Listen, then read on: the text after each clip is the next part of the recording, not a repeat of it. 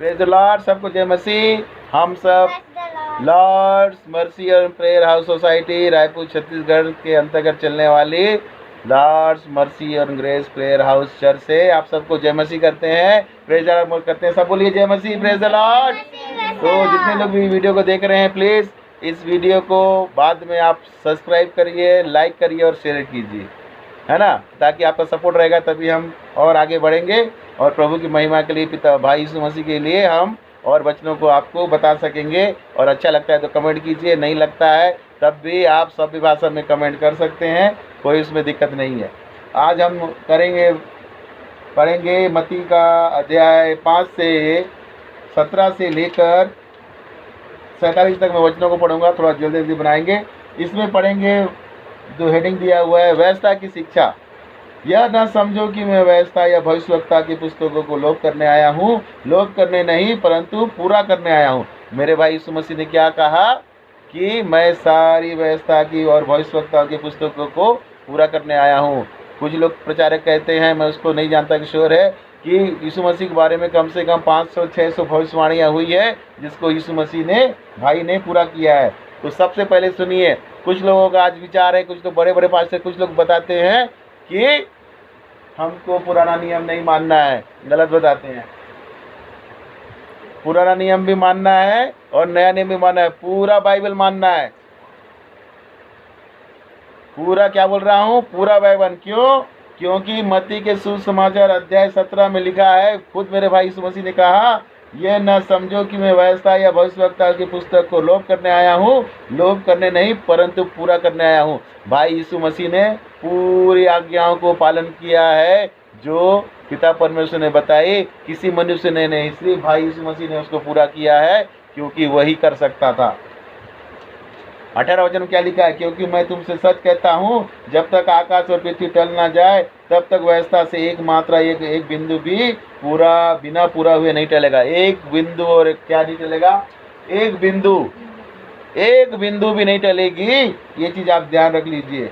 इसलिए जो कोई इन छोटी से छोटी आज्ञाओं में से किसी एक को तोड़े और वैसा ही लोगों को सिखाए, वह स्वर्ग राज्य में सबसे छोटा हो जाएगा, कहलाएगा। परंतु जो कोई इन आज्ञाओं को पालन करेगा और उन्हें सिखाए, वही स्वर्ग राज्य में महान कहलाएगा। क्या कहा? छोटी सी छोटी आज्ञाओं को, माता हो, पिता हो, पास्टर हो, गुरु हो, अगर वो नहीं बताएगा, जो बाइबल में लिखी है, जो पवित्र शास्त्र में लिखा है, उसको नहीं बताएगा, तो स्वर्ग राज्य में छोटा किया जाएगा, और जो बताएगा वो महान किया जाएगा। इसलिए बोलते हैं कि मूसा ने क्या कहा, उठते बढ़ते सबको वचन के बारे में बताओ, अव्यवस्था की आज्ञा के बारे में बताओ। हम क्या बताते हैं?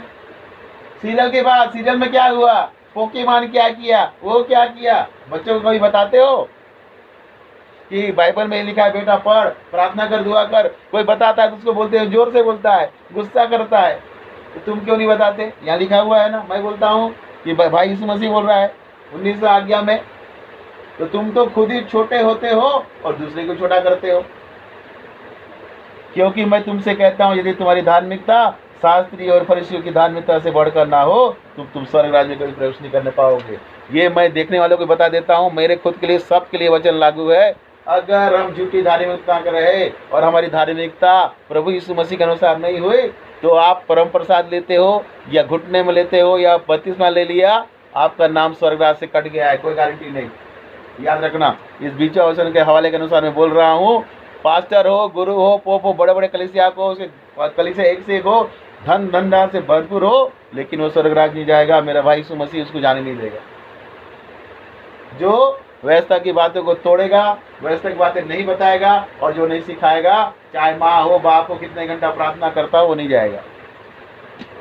बाइबल को जड़ से नहीं पकड़िए, जड़ से नहीं, जड़ जो अगर बाइबल ने कहा है, किस समय कहा है, क्यों कहा है, उसके अनुसार चलिए। मेरा पिता, मेरा भाई यीशु मसीह पत्थर नहीं है, तो जड़ नहीं है, पत्थर की लकीर नहीं है, लेकिन किस समय कहा, क्या कहा। जैसे हम पढ़ते हैं, जब बच्चा नया होता है तो उसको अ से अनार सिखाते हैं, डायरेक्ट उसको किताब पढ़ने नहीं देते, लेकिन जब उसको पूरा सिखा देते हैं तो वो पूरी किताब को पढ़ता है और परीक्षा देता है और पास होता है।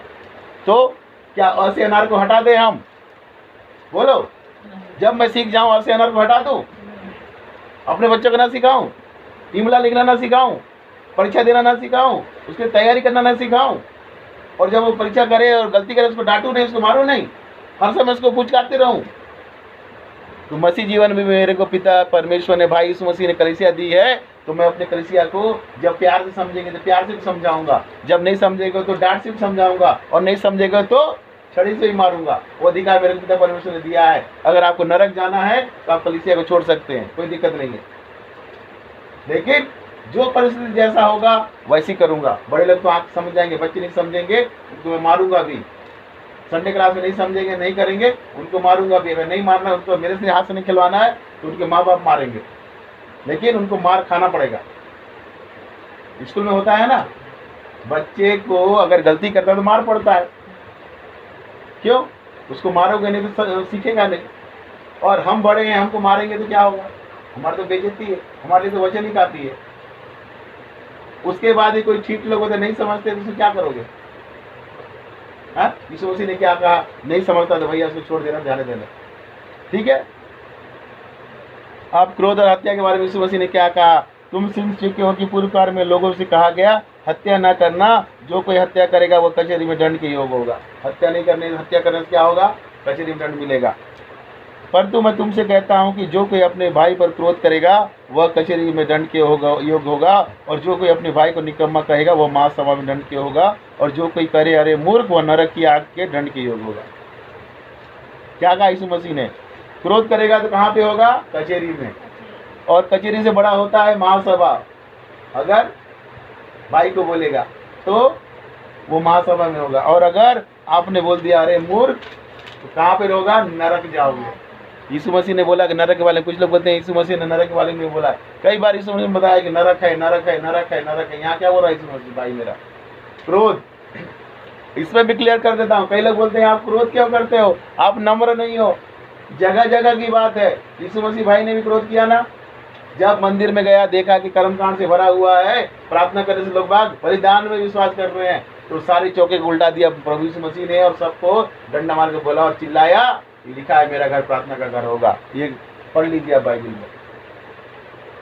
सही समय में क्रोध करना है। अगर कोई परमेश्वर की आज्ञा को नहीं मान रहा, वचन को नहीं मान रहा, तो उसको सिखाने के लिए क्रोध नहीं करोगे? आपको बच्चा बाइबल नहीं पढ़ता, प्रार्थना नहीं करता, चर्च नहीं करता, उसको क्रोध नहीं करोगे? बार बार आप उसको समझा रहे हो, क्या मारोगे? नहीं।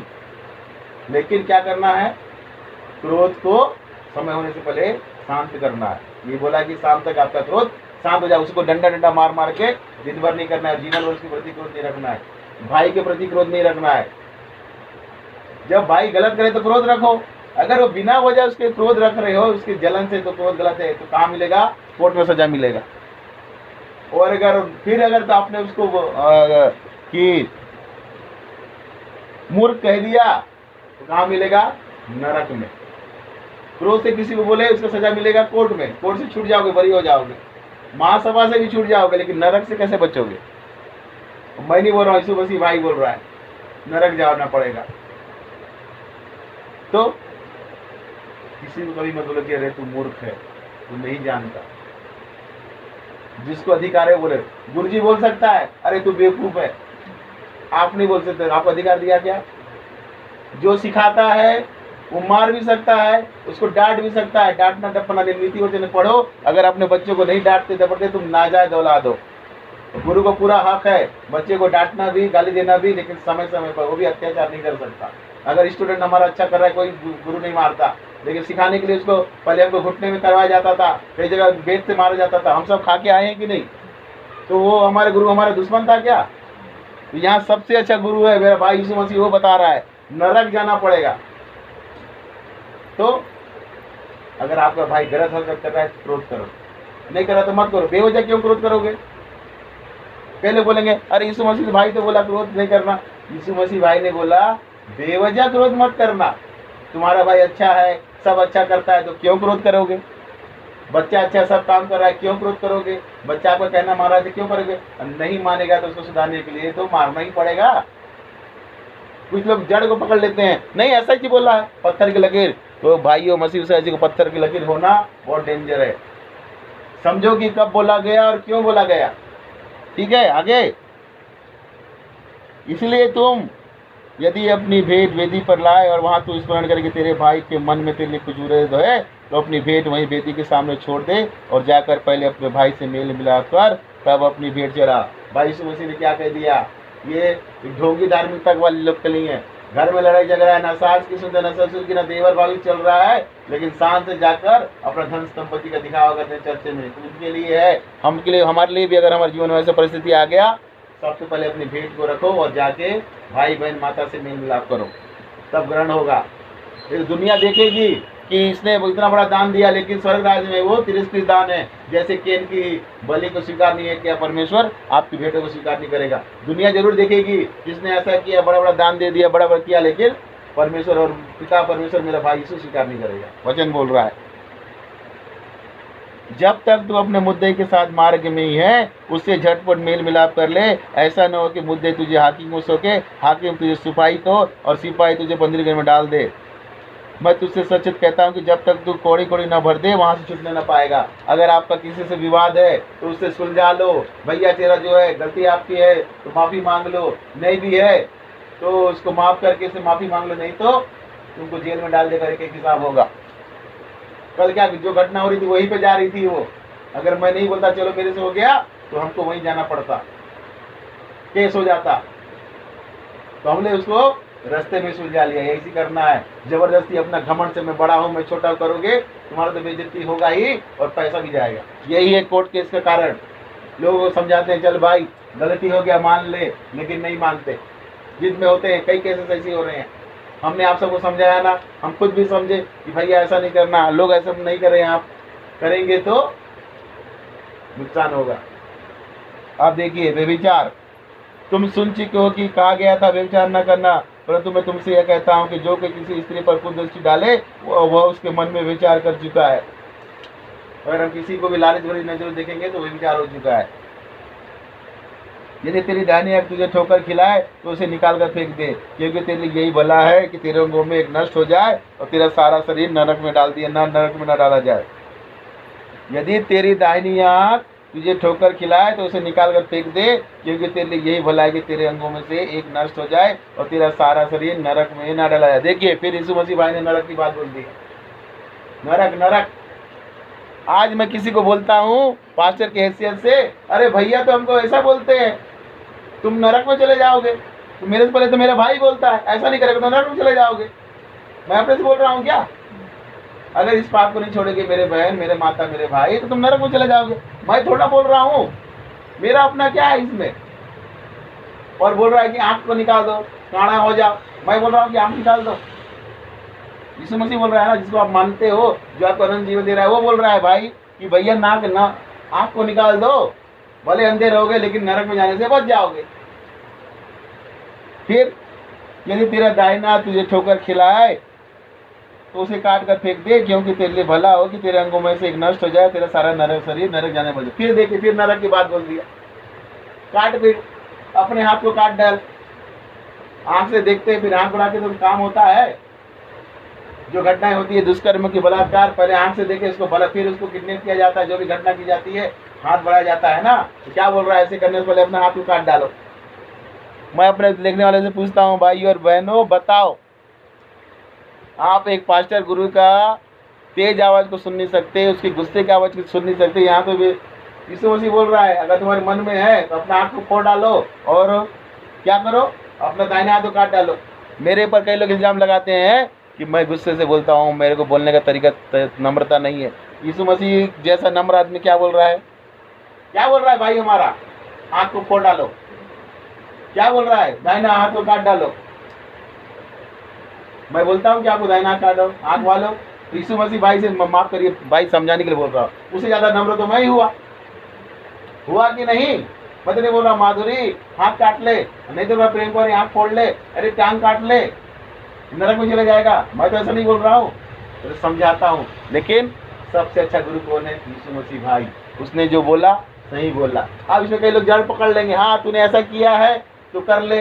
तो इसके लिए यीशु मसीह ने क्या कहा है, पहले ही कह दिया कि अगर तू मन से पश्चाताप करे, मन फिराए, तो मैं तुझे स्वर्ग ला ले जाऊंगा। अब कुछ लोग बोलेंगे हाँ भैया आप आँख फोड़ो, ऐसे भी होशियार लोग होंगे ना, सवाल करेंगे ठीक है भैया ऐसा है। तो उससे पहले ही भाई ने बोल दिया है जो कोई विश्वास करे पश्चाताप करे उसको मैं क्षमा करूंगा। इसलिए भाइयों किसी को लेके मत चले जाना, तलवार से काटने आँख फोड़ने मत चले जाना।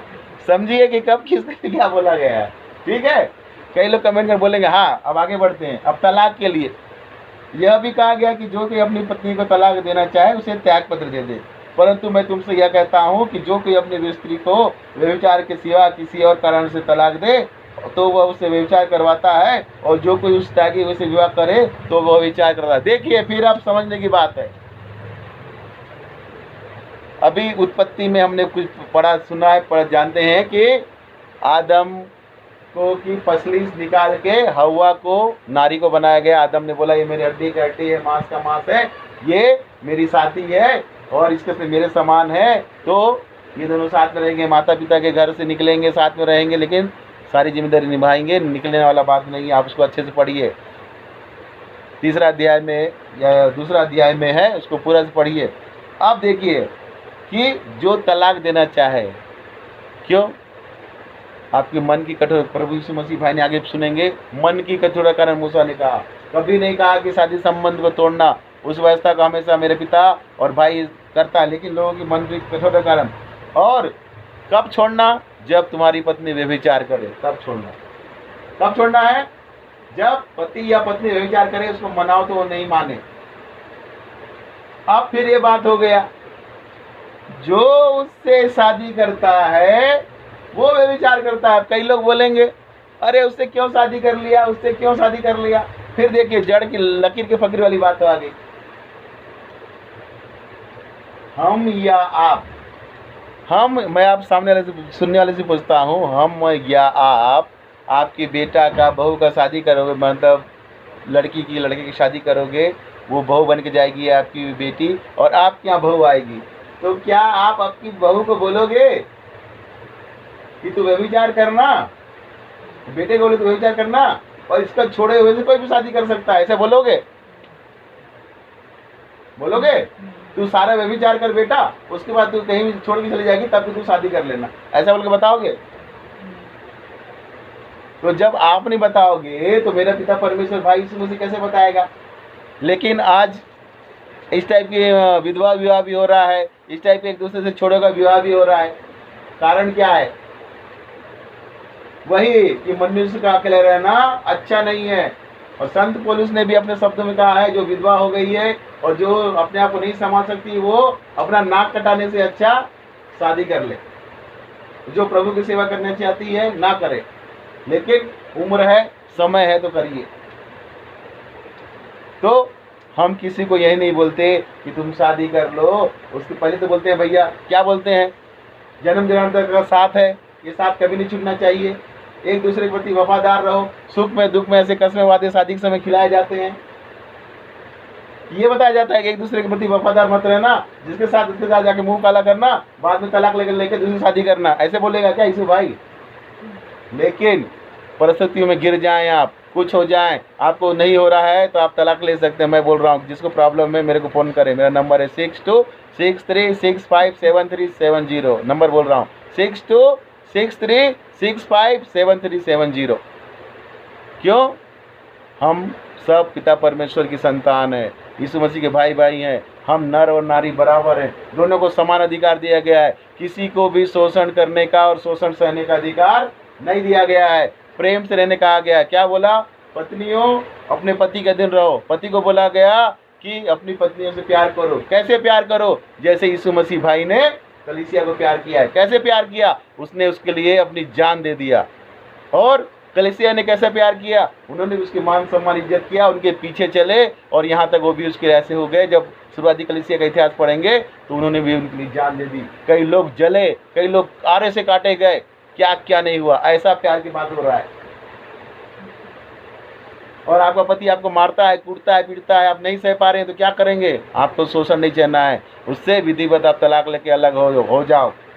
ये सिर्फ एक नॉर्मल चीज़ है। जैसे हम खाना खाते तो पानी देते हैं, अगर अटक जाता है तो पीछे से ठोकते भी हैं ना, हाँ?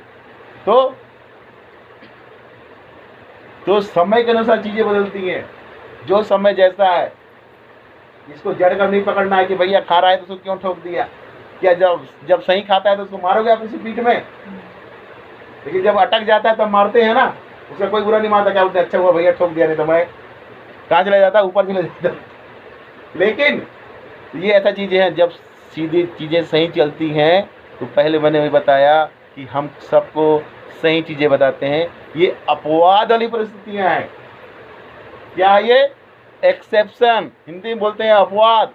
जैसे सब्जी आपने बहुत अच्छा बनाया, नमक कम हो गया, तो अपवाद स्वरूप उसमें नमक डाल दिया जाता है। अच्छा बनता है तो उसमें डालते हैं क्या? वो तो खारा हो जाएगा और ख़राब हो जाएगा।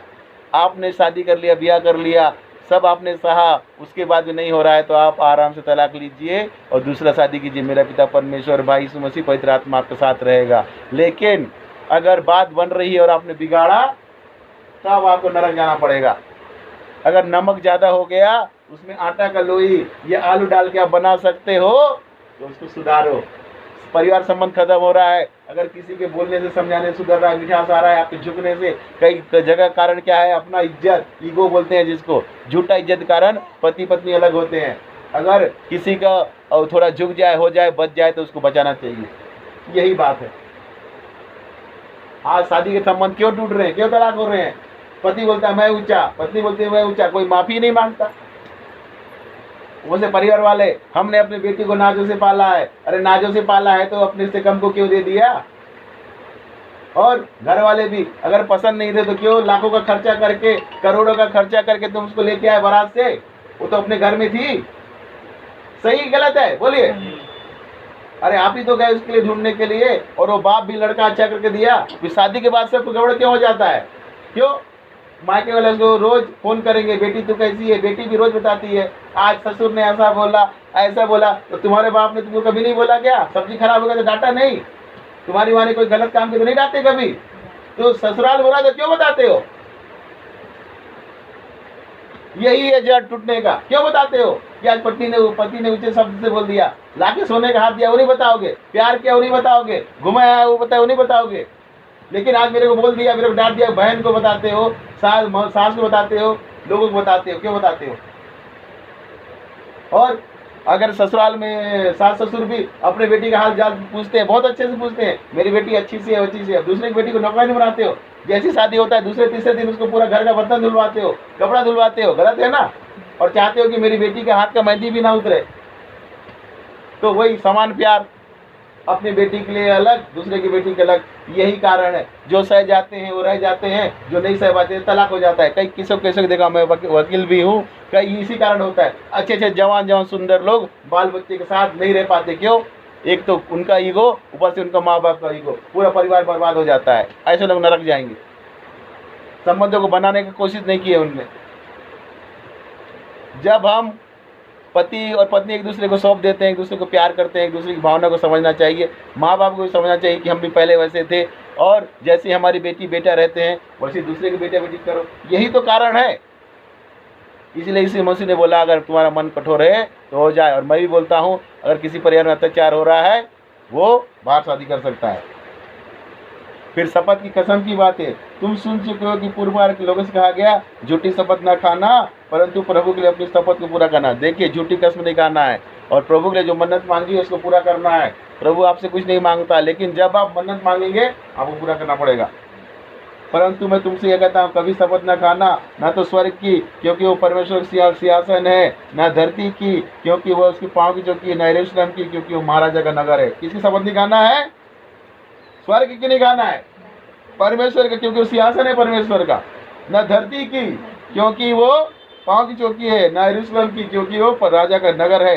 अपने सिर की शपथ न खाना क्योंकि तू एक बाल को भी ना उजला कर सकता है, न काला। अपना भी कसम नहीं खाना है, क्योंकि न एक बाल को, देखिए मेरे बाल झड़ गए, इसको भी गिरा है, परमेश्वर की आज्ञा से गिरा है, पिता परमेश्वर की भाई की आज्ञा से। मैं इसके बाल को शपथ कर सकता, ना काला कर सकता। अब बोलेंगे लोग बाग, अरे भाई साहब वो तो करते हैं डाई से। अरे डाई से अननेचुरली होता है भाई साहब, नेचुरली काला करने की बात हो रही है। जैसे मेरे दिख रहे हैं ना किसी किसी को सफ़ेद, इसको नेचुरल काला करना है। अननेचुरली तो डाई लगा के मैं भी कर लूँगा, वो बात नहीं हो रही है ना?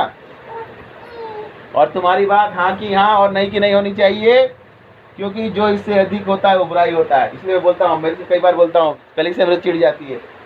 मैं बोलता हूँ मेरे से हाँ में हाँ और ना की ना बोलता हूँ ना, कई को हाँ मतलब हाँ ना, कई लोगों को डांट रहा हूँ। मधु को भी बोला, मेरे प्रेम कुमारी को भी बोला, आपको भी बोला, राजेश को भी बोला, कविता सबको बोला। क्या बोला? मेरे से ज़्यादा बात नहीं करना, हाँ मतलब हाँ, ना मतलब ना। क्यों बोलता हूँ? मेरे भाई ने बोला, हाँ की हाँ करो, ना की ना कर। ज्यादा बोलोगे झगड़ा नहीं होता है। हो रहा है कि नहीं? आप नहीं बोलता मधु ये कर दो, बोलते क्यों, मैं बताओ, विवाद होता है कि नहीं? तो जब पिता परमेश्वर भाई यीशु मसीह बोल रहा है हाँ की हाँ करना, ना की ना, मैंने बोला आपको ये काम करना है, नहीं बोलना है तो नहीं कर सकते हम, हाँ तो हाँ, और फिर जो मैं तरीका बताऊँ उस तरीके से करो। आप लोग क्या करते हैं, हम क्या होता है, बाकी लोग हाँ बोल देते हैं, मेरे तरीके को मानते नहीं बोलते हैं, फिर उसको कर देते हैं, तो उससे विवाद उत्पन्न होता है। ये तो लिखा हुआ है ना, परंतु तुम्हारी बात हाँ की हाँ या नहीं की नहीं हो, क्योंकि जो कुछ इससे अधिक होता है बुराई से होता है, बुराई से होता है। आपको नहीं करना, सीधा बोलिए पास्टर साहब भैया हम नहीं कर सकते, क्या करेंगे, हाँ है तो मेरे अनुसार करिए, क्योंकि आप मेरा काम करने जा रहे हो, अपना काम नहीं करने जा रहे हो। क्लियर है? आप कलीसिया को आपको जिम्मेदारी देते हैं तो कलीसिया की जिम्मेदारी मेरे ऊपर है, मैं इसका पासवान हूँ, तो मेरे अनुसार है। जो भी सुन रहे हैं अपने अपने जो अनुसार अपने पासवान के अनुसार कलीसिया करेंगे, उनका कहना मान के करना है। आप मेरा काम कर रहे हो, कलीसिया पिता परमेश्वर भाई यीशु मसीह का काम कर रहे हो, अपना काम नहीं कर रहे। समझ गए?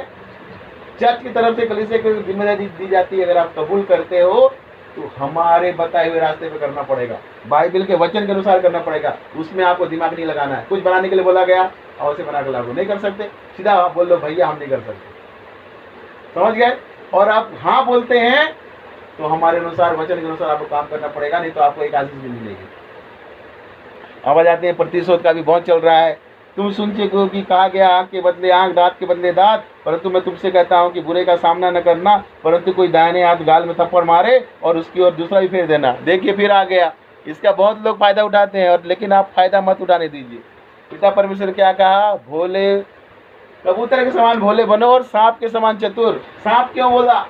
सांप को तो शैतान माना जाता है ना। मेरा यीशु मसीह भाई ने क्यों बोला कि कबूतर के समान भोले बनो और सांप के समान चतुर?